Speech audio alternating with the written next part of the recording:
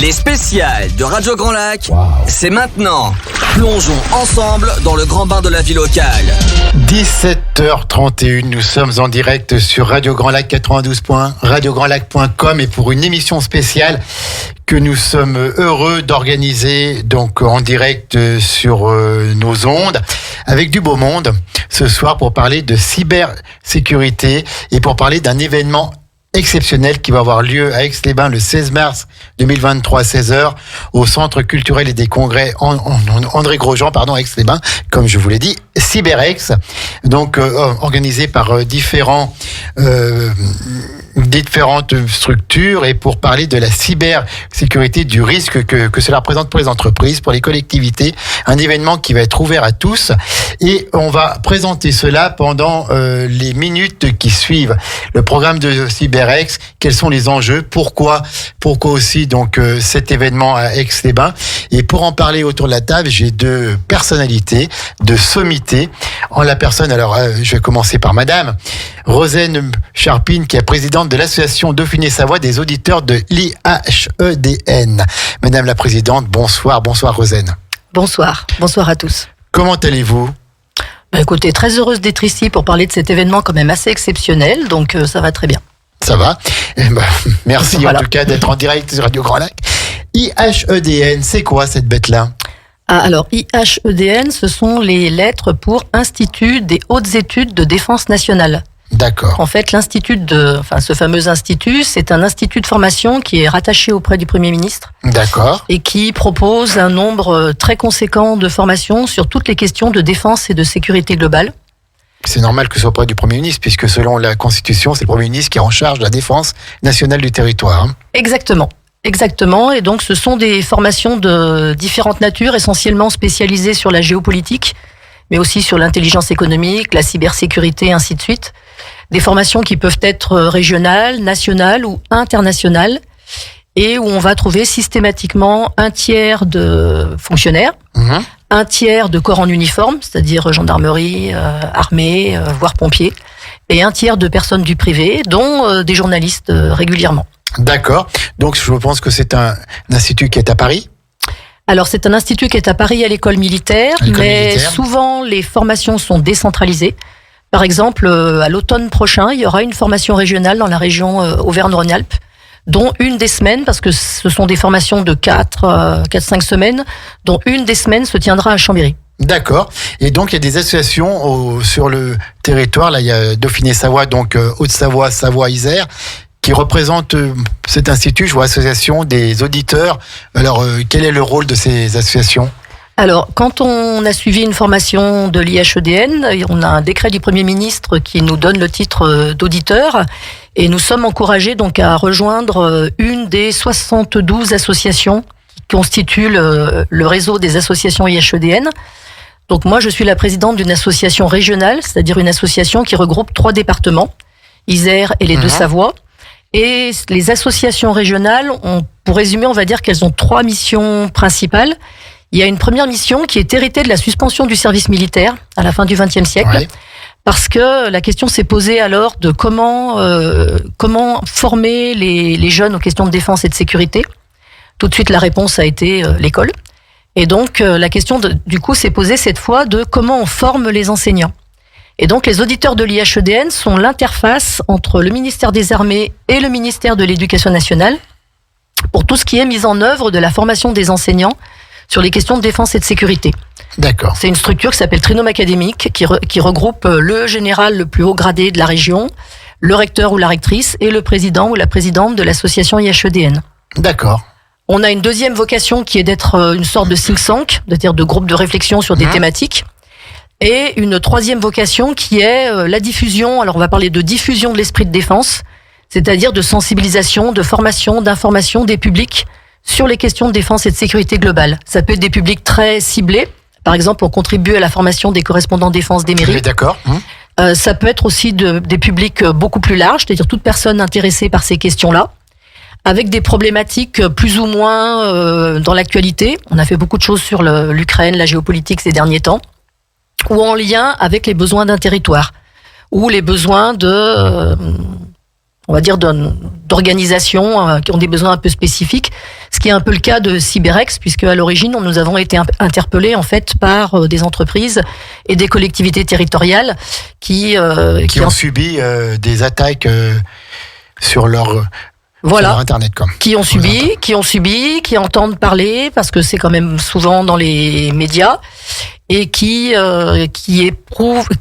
nous ont sollicité pour avoir la possibilité de rencontrer des acteurs et d'avoir une petite mise au point non seulement sur les enjeux, mais aussi sur les bonnes pratiques.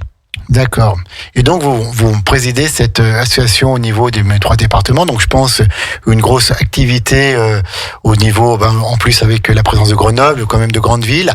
Donc, vous êtes toujours par Mons et par Vaux à travers ces 3 départements pour porter la bonne parole en matière de défense nationale. Alors en effet, d'autant plus que le siège de l'association est dans la caserne de l'Alma à Grenoble. Donc moi je suis chambérienne, donc ça veut dire être régulièrement sur Grenoble. Vous connaissez la plaine du Grésivaudan par cœur alors. Voilà, en fait c'est la voiture qui la connaît, donc pour l'instant elle m'a pas fait défaut, donc pourvu que ça continue. Et puis oui, parce que par exemple notre prochaine assemblée générale va se tenir au quartier Tom Morel au 27. Il y a un mois on a fait une soirée consacrée aux blessés et traumatisés au Bourget du Lac. On essaye de décentraliser au maximum les activités pour pas que ce soit trop centré sur Grenoble, pour que les départements savoyards aient aussi l'opportunité de rencontrer des acteurs conséquents de ces questions.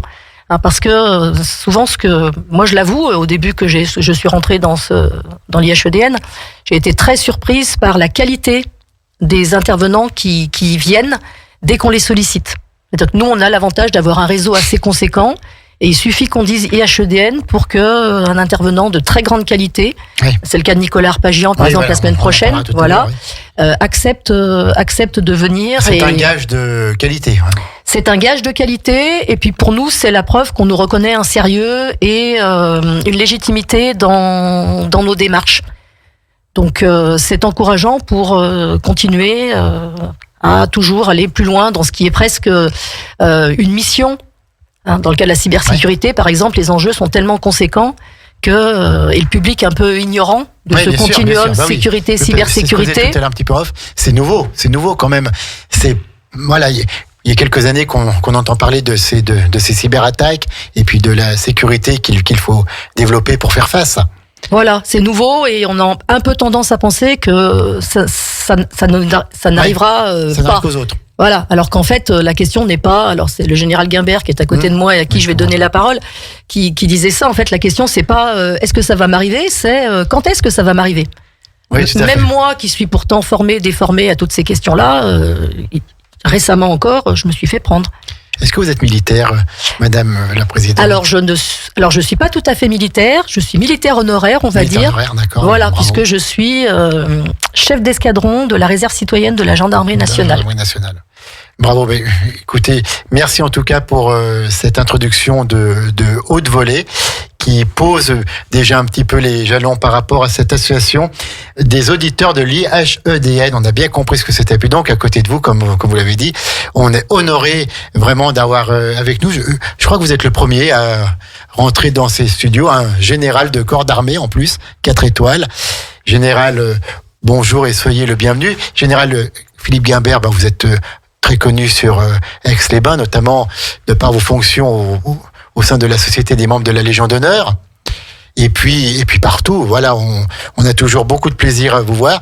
Donc, dites-nous tout. Présentez-vous un petit peu, général. Oui, bonjour Jean-Pierre, bonjour à tous.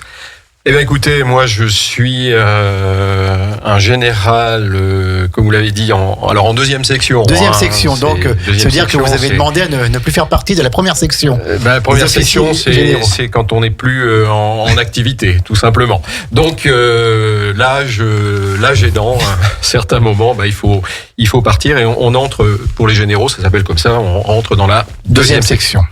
Voilà, donc je suis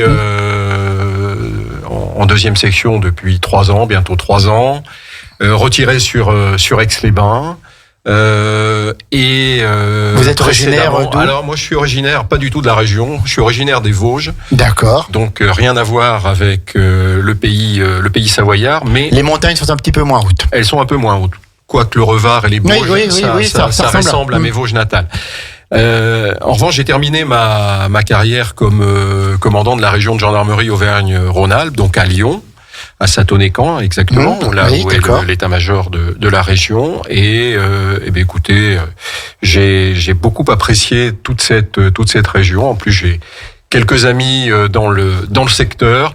Donc finalement, avec mon épouse, eh bien, on a fait le choix de venir sur Aix-les-Bains, qui est une ville très très agréable à vivre et très bien reliée avec Lyon, avec Paris. Donc c'est vraiment super pour. Alors on va peut-être parler un petit peu avant de parler de cet événement cyberisme, un petit peu de votre parcours, parce que comment est-ce qu'on devient gendarme et puis général de corps d'armée, commandant une région, voilà, comment quel est votre parcours, quelles études avez-vous faites pour devenir officier général? Bon, Jean-Pierre, alors mon parcours, il est assez classique. Bon, j'ai fait l'école spéciale militaire de Saint-Cyr. Et à la sortie de Saint-Cyr, j'ai choisi de servir en gendarmerie. Et après, écoutez, j'ai déroulé une carrière assez classique d'officier de gendarmerie, alternant des postes de terrain, on va dire, et puis des postes plus en état-major. Ouais, ou en interministériel à Paris, notamment à la direction de la gendarmerie ou à la direction de la coopération internationale du ministère de l'Intérieur. C'est une direction commune à la police et à la gendarmerie. Oui, parce que maintenant, je crois que, pardon, je coupe, mais donc les gendarmes qui sont militaires et les policiers qui sont fonctionnaires, maintenant, il y a quand même beaucoup de structures en commun. Absolument. Il y a des structures en commun, et puis la gendarmerie est rattachée au ministère de l'Intérieur. Voilà. Le budget de la gendarmerie, l'essentiel du budget de la gendarmerie dépend du ministère de l'Intérieur. Donc on est clairement rattaché à la place Beauvau, même si un certain nombre de compétences strictement militaires, eh bien pour ces compétences, on est bien sûr rattaché, et nous avons conservé, les gendarmes, le statut militaire comme vous l'avez indiqué. Général, voilà. Et vous gardez donc une carrière tout à fait classique, avec quelques beaux moments. Et par exemple, alors que j'avais été nommé à Berlin le 1er août 1989, le mur de Berlin qui est tombé le 9 novembre, et j'étais là avec l'unité de gendarmerie à laquelle j'appartenais, l'escadron de sécurité qui contrôlait notamment tous les accès à Berlin. Donc ça, c'était un moment assez extraordinaire de vivre l'histoire. Oui, tout à fait. D'être au cœur de l'histoire qui devant ses yeux. Donc c'était un grand moment. Et puis après. Et puis je crois que vous avez eu des fonctions aussi dans la communication. J'ai eu le directeur des fonctions dans la communication de la gendarmerie. Alors on appelle ça le chef du CIRPA gendarmerie. Oui, en d'autres termes, on serait dans le privé, on dirait le DIRCOM, le directeur de la communication de l'entreprise gendarmerie, si je puis dire. Et pendant 3 années, des années assez intenses, 2015, 2018, des années de crise, que ce soit de crise sécuritaire, de crise terroriste. Donc c'était un moment fort de ma carrière. Et puis des postes plus traditionnels sur le terrain, à Draguignan, à Bordeaux, au Mans, dans la Sarthe. Et puis un poste un peu atypique aussi pendant 3 ans au Canada comme attaché de sécurité intérieure à l'ambassade de France. D'accord. Pour suivre toute la coopération franco-canadienne de sécurité. Donc voilà. Et donc une dernière question, parce que c'est super intéressant quand on passe en 2e section, qu'on garde quand même son grade de général. Qu'est-ce qu'on fait après? Vous êtes toujours en lien avec la gendarmerie? Alors, vous êtes toujours un peu en lien, bien sûr, avec la gendarmerie. Je suis entre autres président du conseil de perfectionnement de l'école des officiers de la gendarmerie, donc je suis un peu là avec un certain nombre de personnes dans ce conseil. On suit l'évolution de la pédagogie enseignée à Melun, puisque l'école des officiers de la gendarmerie est à Melun.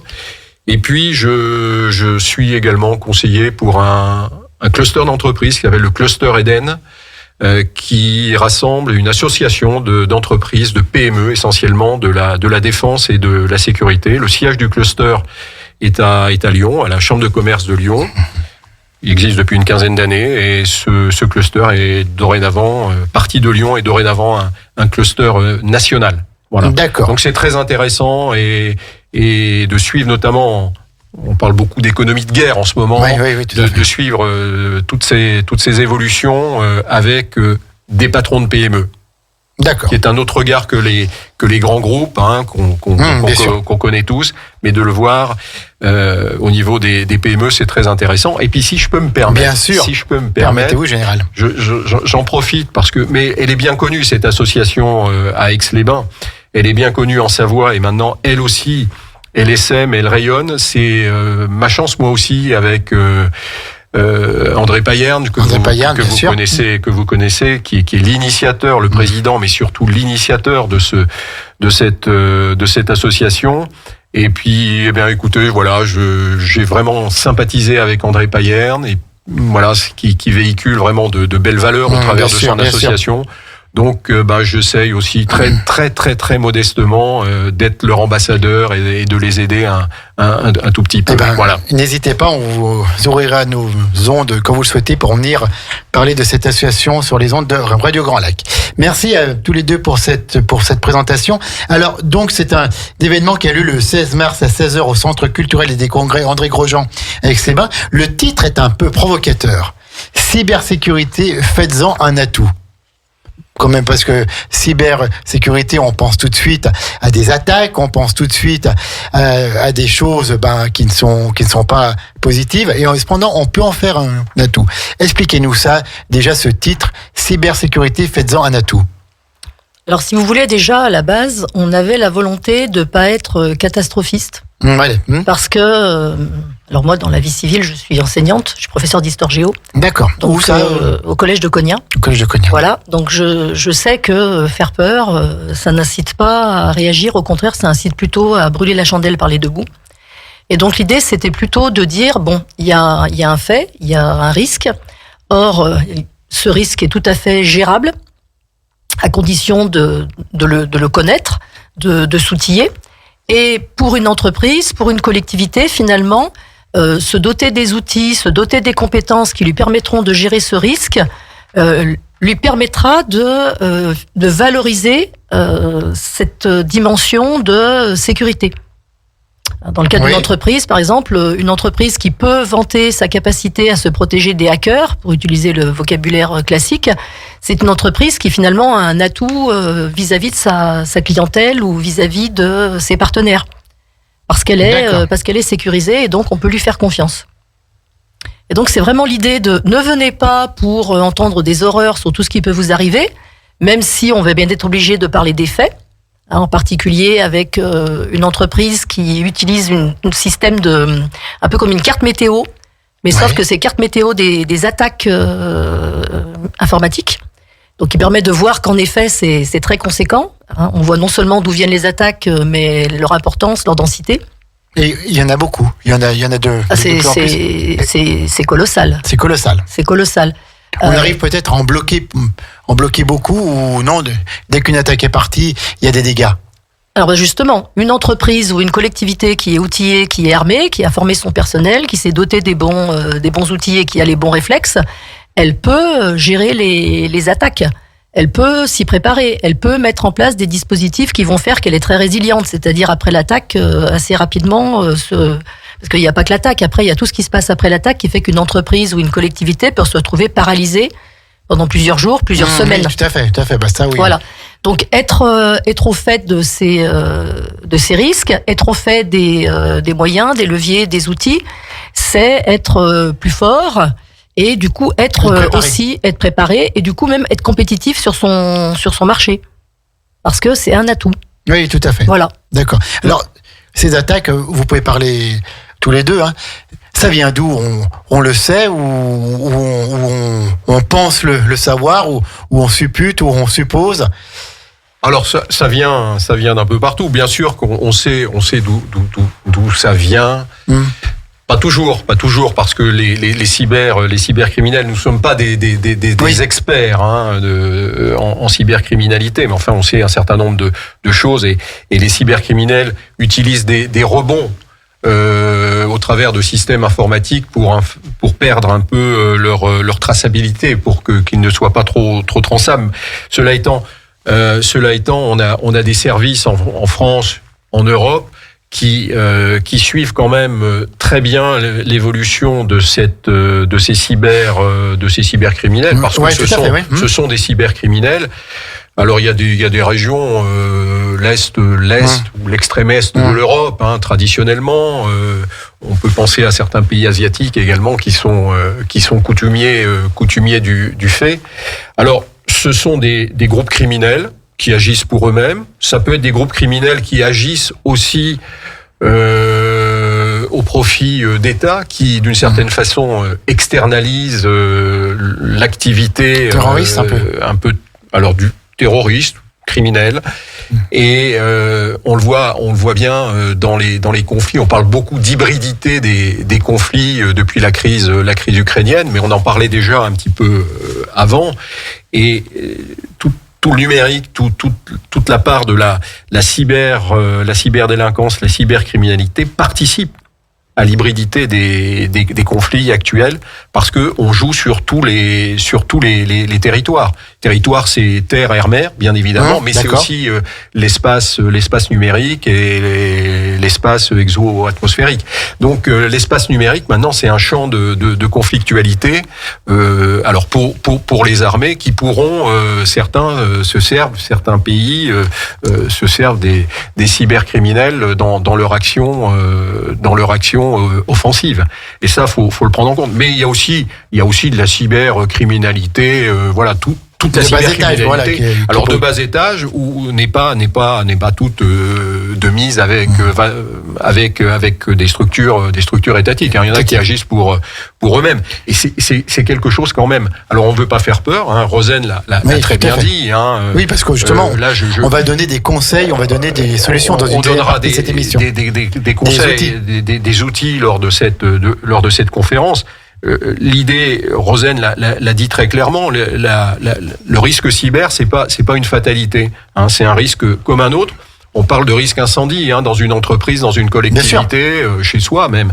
Eh ben c'est pareil, c'est du même niveau. Alors c'est peut-être les moyens à mettre en œuvre sont un petit peu plus complexes, sont peut-être un petit peu plus onéreux, mais on est dans une lutte et dans le même ordre de valeur. Et ce qui est important également, c'est que si on prend ce risque, si on arrive à établir, qui plus est, avec ses clients, avec ses fournisseurs, je pense en particulier aux patrons, aux chefs d'entreprise, aux patrons de PME, par exemple, parce que ça, c'est une cible. Dans les territoires, dans nos territoires, les PME, c'est une cible. Et pourquoi importante, parce que actuellement, on peut dire qu'il y a une entreprise sur deux en France qui a subi une cyberattaque, à peu près. Parmi ces entreprises, 70%, c'est des PME. D'accord. C'est des PME qui se sont peut-être pas toujours bien préparées à se défendre face à cette menace, face à ce risque. Et c'est une cible très très très importante des cybercriminels. Les grands groupes, ils sont attaqués, bien évidemment. Mais ils sont attaqués. Leur défense. Ils ont leur défense. Parfois, il y a des failles dans leur défense.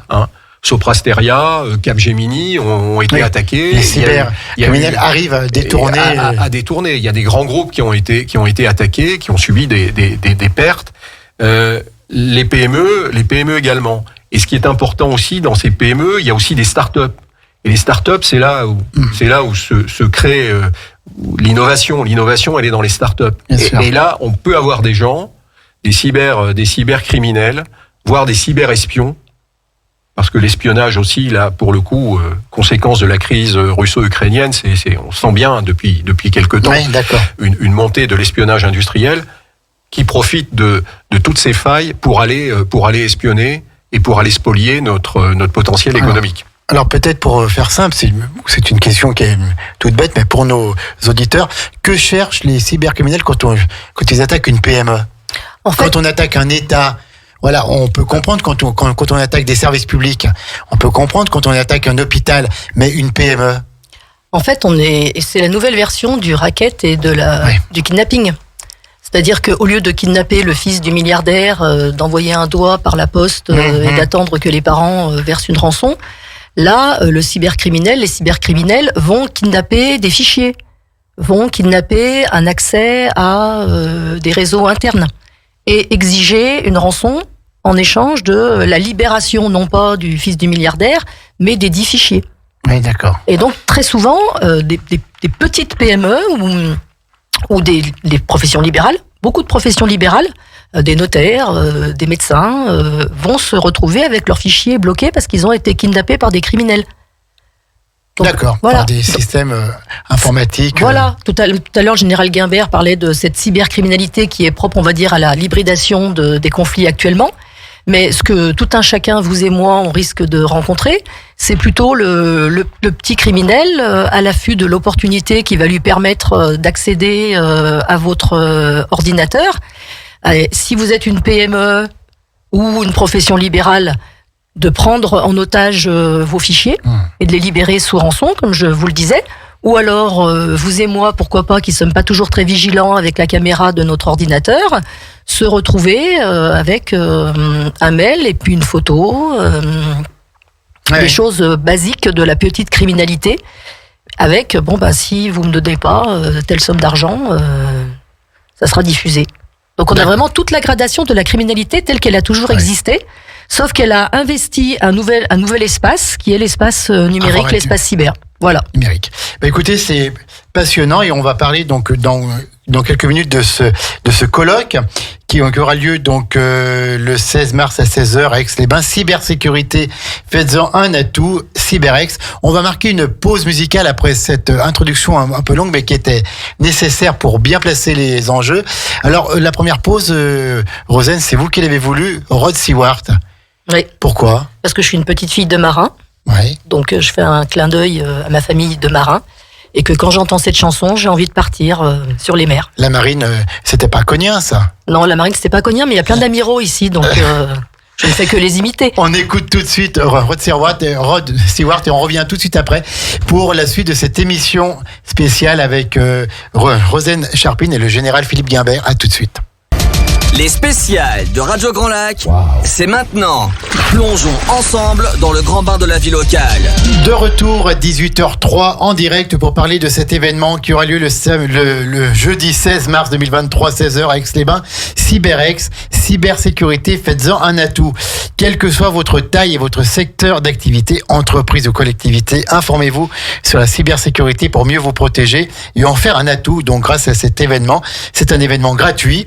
Inscriptions qui sont gratuites, alors en présence notamment, normalement la clôture annoncée par le préfet de la Savoie, en présence de Nicolas Arpagian, on va en parler dans quelques minutes.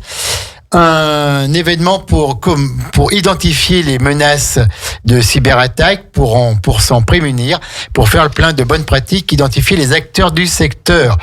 Et donc la conférence de Nicolas Arpagian, utiliser la cybersécurité au service de la croissance de votre entreprise. J'ai toujours pour en parler Rosen Charpin, qui est la présidente de l'association Dauphiné-Savoie des auditeurs de l'IHEDN, l'Institut des hautes études de la défense nationale à Paris, et le général de corps d'armée, Philippe Guimbert. Alors, tous les deux, présentez-nous un petit peu cette conférence, ce colloque, qui va avoir lieu le 16 mars. Comment identifier les menaces, etc., etc. Quel est le programme de cette soirée qui est ouverte à tous, hein. Pour tous les chefs d'entreprise qui nous écoutent, petite entreprise, grande entreprise, si vous voulez vous inscrire, on vous donnera tous les détails en fin d'émission à 16h30. Donc bien sûr le mot d'ouverture de Renaud Beretti, maire d'Aix-les-Bains, et de Madame Charpin ici présente. Et ensuite, qu'est-ce qui va se passer ?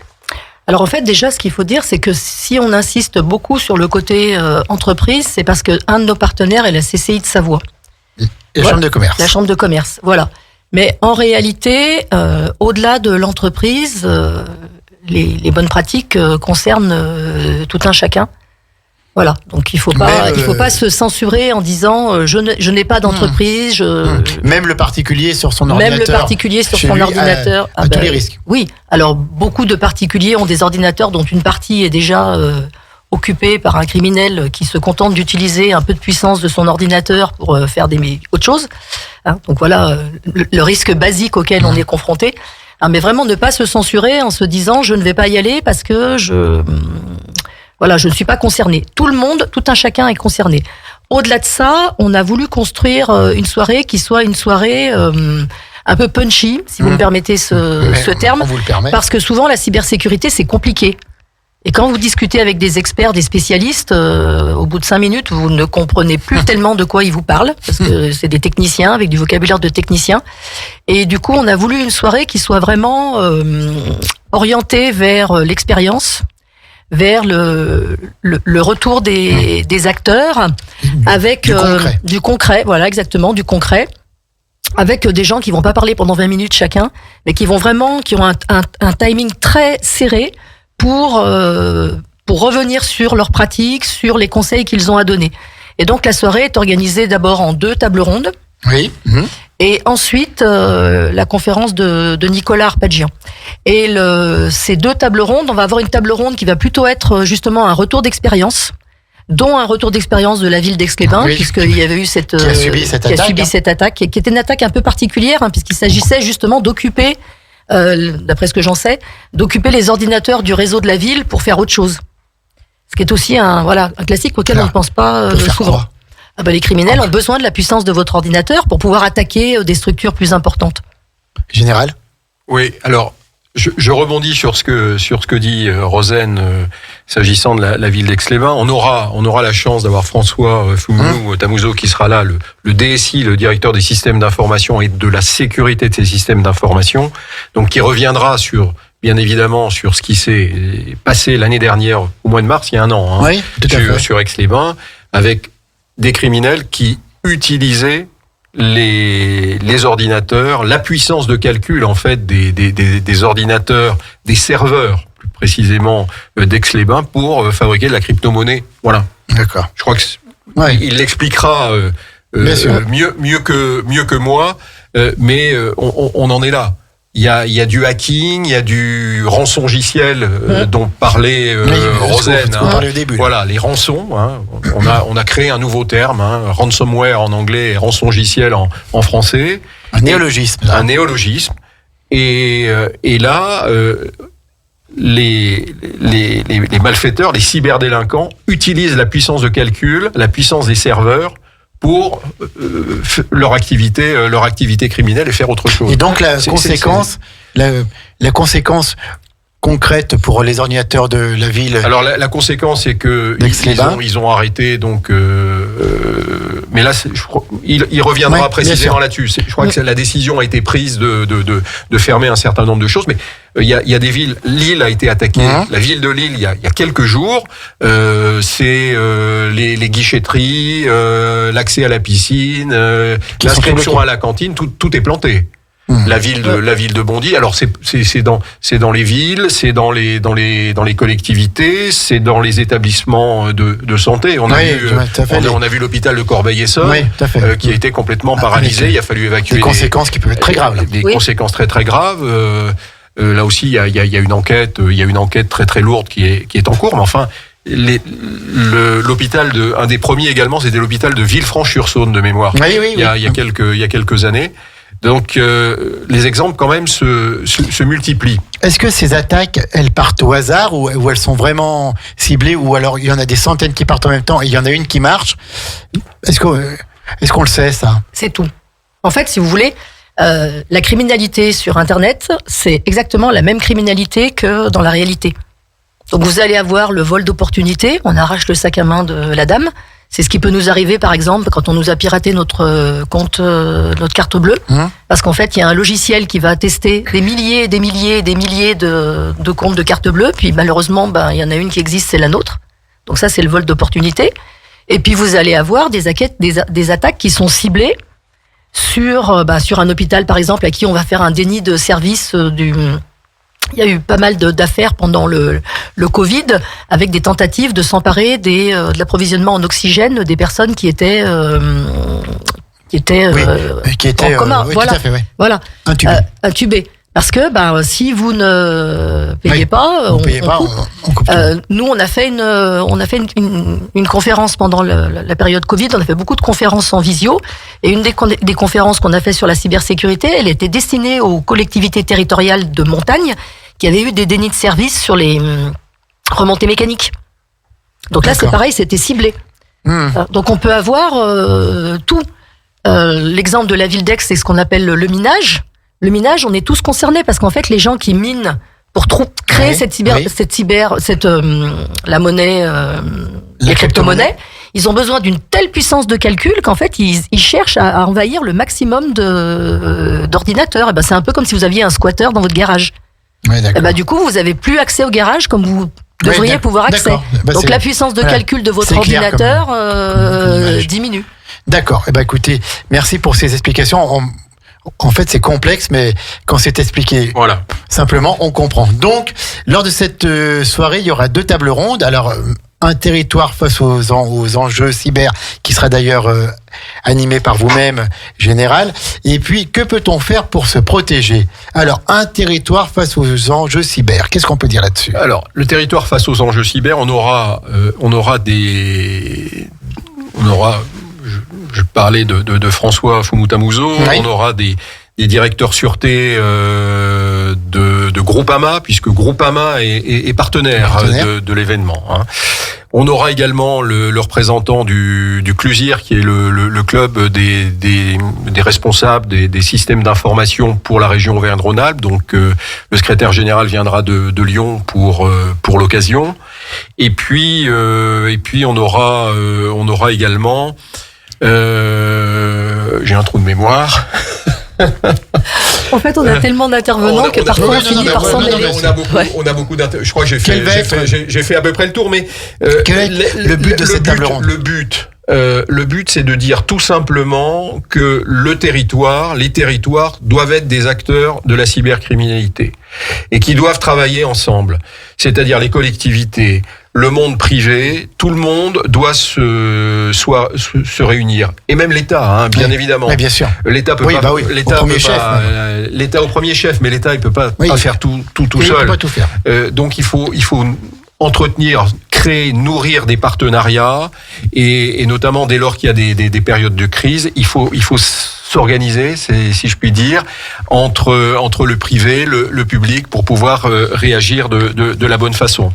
Et puis ce genre d'événements, c'est l'occasion également de créer des réseaux locaux, d'en discuter. C'était vraiment l'esprit un peu de ce CyberEx, c'est de nourrir la réflexion au niveau local sur la cybersécurité et faire du partage d'expérience. Donc je pense que c'est quelque chose, on va y arriver et peut-être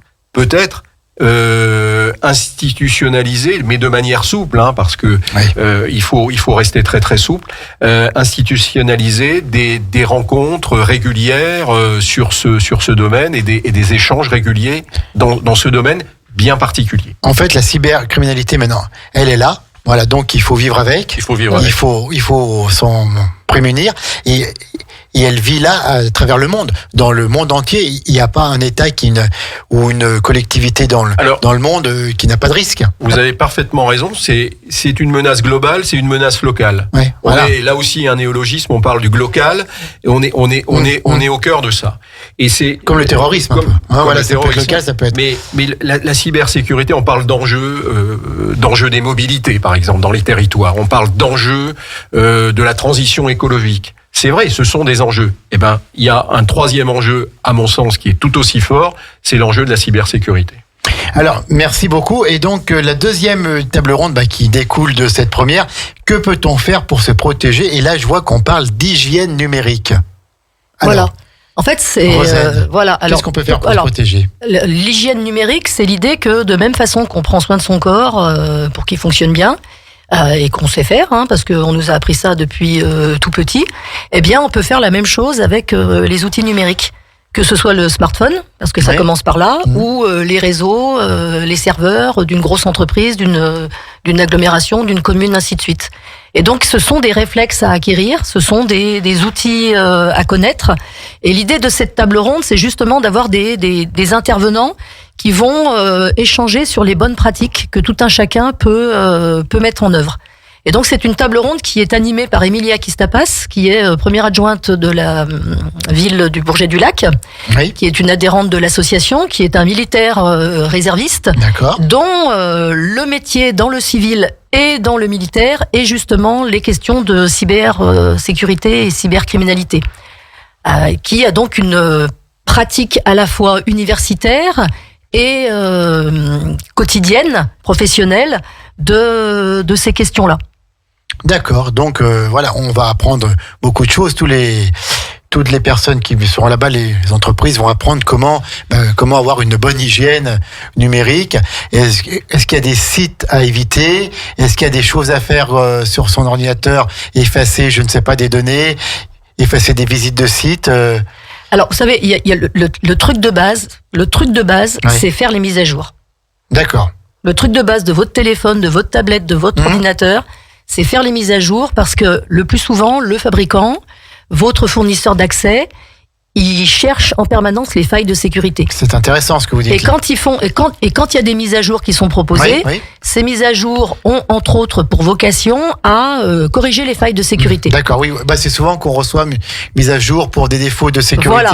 améliorer la sécurité. Et très souvent, des gens qui se font pirater, des PME qui se font pirater, c'est justement parce que Ils n'ont pas fait les mises à jour. Ils n'ont pas fait les mises à jour, on a autre chose à faire, on n'y a pas pensé, je ferai la prochaine, ou alors est-ce que vraiment on en a besoin, alors que la base, ça commence comme ça. Donc ça, c'est ce que moi je peux dire, qui ne suis pas vraiment une spécialiste, vous voyez. Est-ce qu'on arrive maintenant même à prévoir des mises à jour parce qu'on sait qu'une attaque cyber va partir et donc on arrive à devancer les attaques? Oui, en fait, les fournisseurs d'accès, les industriels du numérique aussi surveillent le climat de la cybercriminalité. Oui. Et dès qu'il y a une faille qui est identifiée, on sait qu'il y a quelqu'un qui va c'est pareil. s'engouffrer dedans. Voilà, le sujet de faites-en un atout pour un fournisseur d'accès, pour un industriel, pour un fournisseur de matériel numérique, c'est un atout de dire nous avons régulièrement des mises à jour qui vont vous protéger. Vous voyez, on est vraiment dans cette logique de acheter mon matériel parce que nous veillons à ce que vous soyez en sécurité. Constamment en sécurité. Sécurité, d'accord. Et puis, alors, il y aura cette grande conférence vers 18h45. Je pense que les horaires sont un peu, pourront être un petit peu dépassés et adaptables. Donc, avec Nicolas Arpagian, utilisez la cybersécurité au service de la croissance de votre entreprise. Plus vous êtes sûr, plus vous avez un espace numérique sûr, et plus vous aurez des chances, de grandir et de ne pas subir de graves dégâts avec une cyberattaque. Voilà, et de ne pas perdre. Et de ne pas perdre des données. Parce que peut perdre des données, mais qui dit perdre des données, perdre des espèces sonnantes et trébuchantes. Oui, donc une rançon qui peut représenter des millions. Voilà, ou tout simplement une période durant laquelle vous ne pouvez pas travailler. Pour une entreprise, ne serait-ce que la personne qui travaille chez elle en télétravail, qui a peut-être un auto-entrepreneur qui s'est monté sa petite entreprise avec son ordinateur chez lui, 3 jours sans pouvoir travailler parce que son système a été piraté, ça peut être une catastrophe en termes de revenus. Oui, d'accord. Est-ce qu'on va parler lors de cette soirée des attaques qui sont peut-être pas à ce niveau, mais c'est vrai qu'on reçoit tous les jours des mails, tous les jours. Peut-être pas quand même, notamment les mails pour les amendes. Vous n'avez pas payé votre amende, envoyez vite ou cliquez sur tel lien. Les personnes un peu vulnérables le font. Alors je pense aux amendes, je pense à la sécurité sociale. Votre carte vitale arrive à expiration, vous n'avez pas renouvelé, cliquez là. C'est de la cyberattaque aussi, ça. Oui, bien sûr, c'est de la cybercriminalité. Comme je vous dis, il y en a beaucoup. Il y en a beaucoup. Il y en a énormément. Même par SMS maintenant. Oui, et puis des SMS, bien évidemment, des mails qui visent certaines entreprises et des mails qui sont très très bien rédigés et derrière tout ça, vous cliquez sur un lien et vous faites complètement hacker. Avec même les logos de l'État et tout. Alors il faut être très très vigilant, il faut regarder les adresses, etc. Et puis, pour les impôts aussi. Voilà. Et puis dès qu'un mail paraît suspect, faut tout de suite le détruire. Oui, tout à fait. Et puis faut pas le détruire aussi dans la corbeille. Dans la corbeille, faut vraiment pas se poser de questions. Mais c'est vrai que dans les entreprises également, il y a, vous savez, en matière de cybercriminalité, c'est 95%. Certes, il y a les pare-feux, il y a tout ce qu'on veut, mais 95% c'est l'humain. C'est l'humain. Et c'est un coup de doigt, c'est tout. C'est ça. C'est un coup de doigt. Et c'est trop tard. Un coup de doigt. Et c'est trop tard. Et voilà. Alors, je voudrais revenir, puisque Rosen a abordé la présence de Nicolas Arpagian. Je pense que c'est vraiment... Est-ce qu'on peut le présenter un petit peu, Nicolas Arpagian? Quelles sont ses fonctions? Volontiers, parce que Nicolas Arpagian, il nous fait vraiment l'amitié de venir. Donc, il est sur Paris. C'est un grand spécialiste de cybercriminalité, de cyberdéfense également.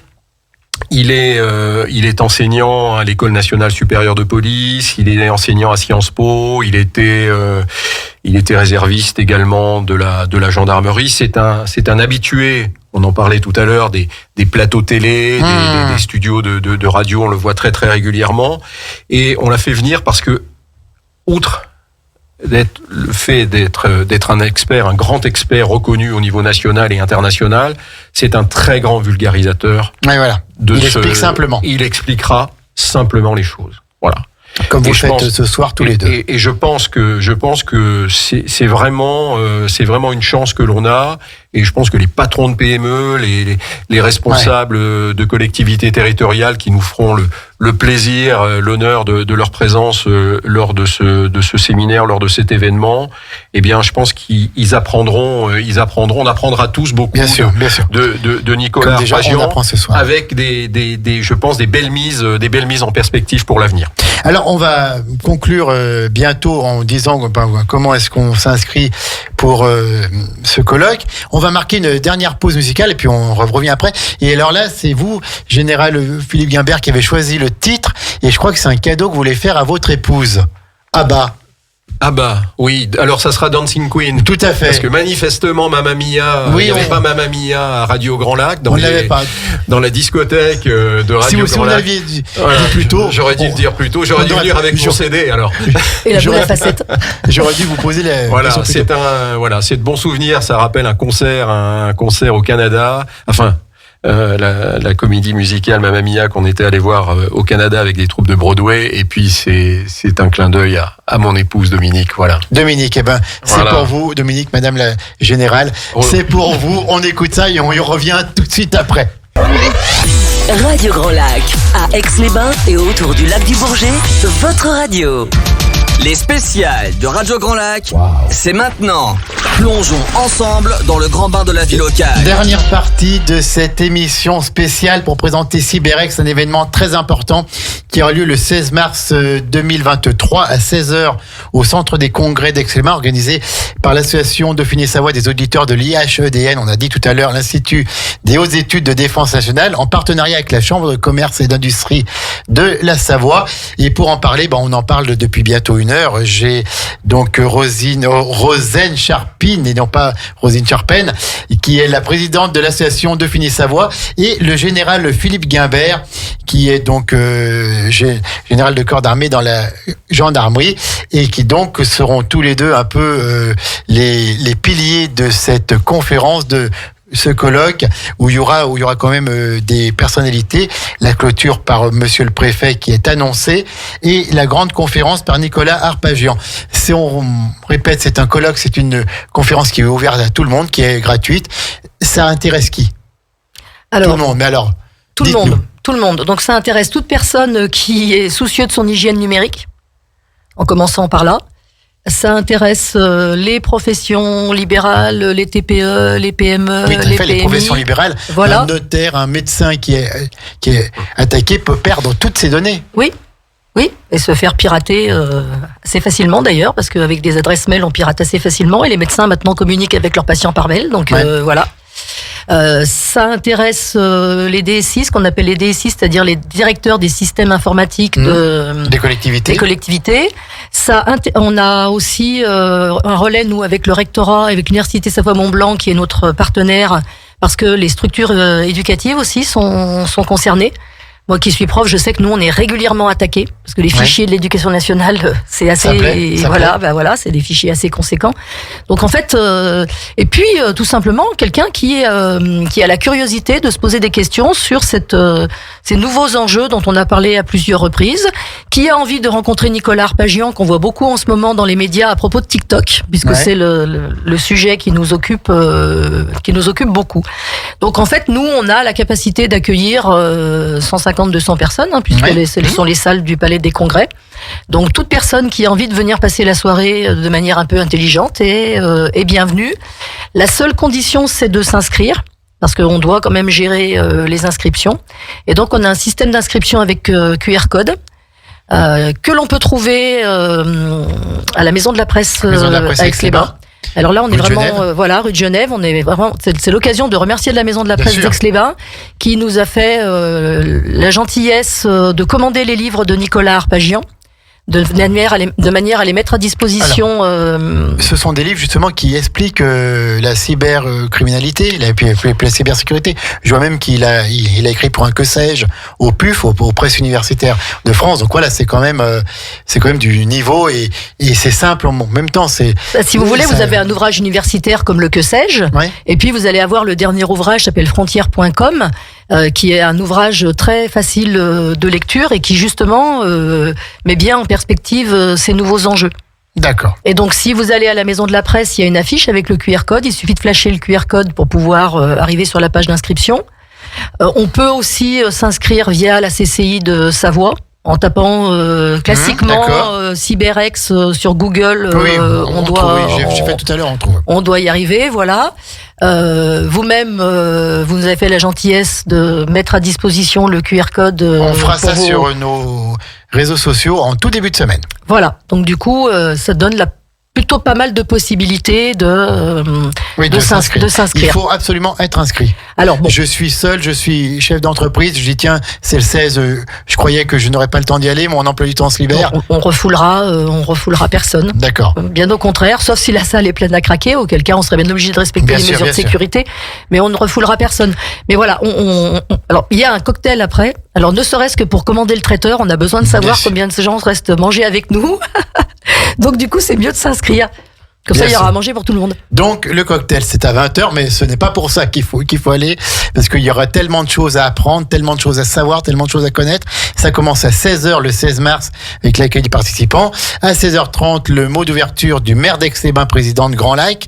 À 16h45, donc, l'introduction par Mathieu de la Place, on n'en a pas parlé, délégué Aura, donc, Auvergne-Rhône-Alpes, de l'ANSSI. Alors, c'est quoi l'ANSSI? C'est l'Agence nationale de sécurité des systèmes d'information. Il me semble que vous l'avez dit en plus. IDEM qui dépend du SGDSN, qui est rattaché directement au Premier ministre. Tout à fait. Voilà. Les tables rondes qui commencent à 17h15, donc un territoire face aux enjeux cyber, avec vous-même, Général Philippe Guimbert. Et puis à 18h, que peut-on faire pour se protéger? Ce n'est pas une soirée de théorie, c'est une soirée vraiment, ce n'est pas un cours magistral, ce n'est pas une soirée pompeuse, ça va être une soirée punchy comme vous l'avez dit, et une soirée vraiment très concrète. On aura des cas précis et ce sera pas du blabla quoi. Oui, c'est pour ça d'ailleurs qu'on tenait à la clôture par un cocktail, non pas parce que pour attirer par les estomacs, pour continuer, mais parce qu'il fallait qu'il y ait un temps où on peut vraiment échanger de manière assez libre. Alors, il faut savoir que les événements organisés par l'IHEDN sont des événements où les gens ont la parole libre. D'accord. C'est d'ailleurs pour ça que c'est pas enregistré, que c'est pas retransmis, et que on veut pouvoir échanger.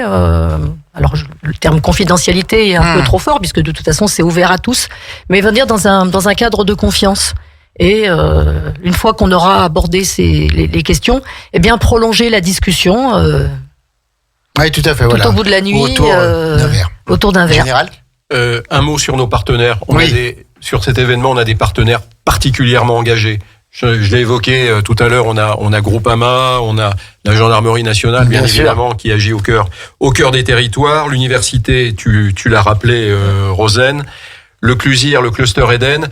Et puis on a la CCI de Savoie et la ville d'Aix-les-Bains qu'on remercie par avance pour tout ce qu'elle fait pour la réalisation de ce colloque. Et vous en oubliez un. Radio Grand Lac Radio Grand Lac qui est votre partenaire, avec beaucoup de plaisir. Merci Jean-Pierre. Ouais. Merci beaucoup Jean-Pierre. Est-ce qu'on a tout dit? Est-ce qu'il vous reste donc, on répète, la maison de la presse, on pourra acquérir les deux livres, les 2 derniers livres. Et même les faire dédicacer le soir même. Et c'est pour ça. On les fera dédicacer le soir même. Et on peut s'inscrire donc auprès de la maison de la presse en scannant le QR code, en tapant CyberX. J'ai vu que justement que la ville d'Aix-les-Bains a fait aussi tout sur son site, toute une partie sur cet événement CyberX, qui est un événement incroyable. On ne lui donne peut-être pas l'importance qu'il a par rapport à la marche du monde actuel où les cyberattaques sont de plus en plus nombreuses.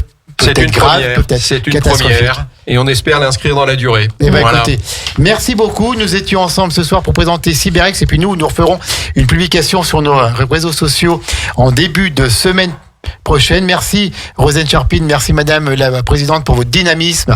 Et puis vous avez une voix qui passe très très bien à l'antenne. Vous pourriez être animatrice sur Radio Grand Lac, vous.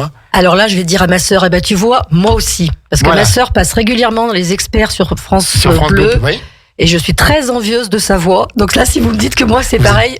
Super. Une voix dynamique. Et puis merci Général Philippe Guimbert. Excusez-moi encore auprès de votre épouse pour l'avoir nommé tout à l'heure Madame je annonce en direct, ce n'est pas de votre faute à vous, c'est de ma faute à moi, qu'elle ne vous en veuille pas ce soir quand vous allez rentrer. Merci en tout cas. Domi, tu peux ranger le rouleau à pâtisserie. Bonne soirée à toutes et à tous sur Radio Grand Lac.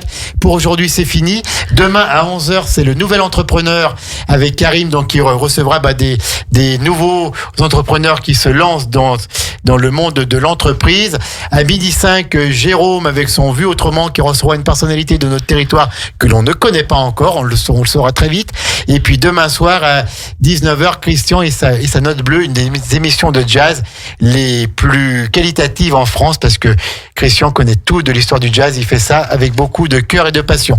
En tout cas, pour ce soir, vous souhaite à tous une bonne soirée sur le 92.radiograndlac.com et rendez-vous le 16 mars à 16h au centre du culturel et des congrès André Grosjean Aix-les-Bains pour CyberX, une soirée de colloque, une soirée de conférences concrètes pour parler de la cybersécurité, de la cybercriminalité. Merci à tous les deux. Bonne soirée sur 92.radiograndlac.com, le grand bain de la vie locale. Bonsoir. Retrouvez également votre radio préférée, Radio Grand Lac, sur radiograndlac.com et sur les réseaux sociaux.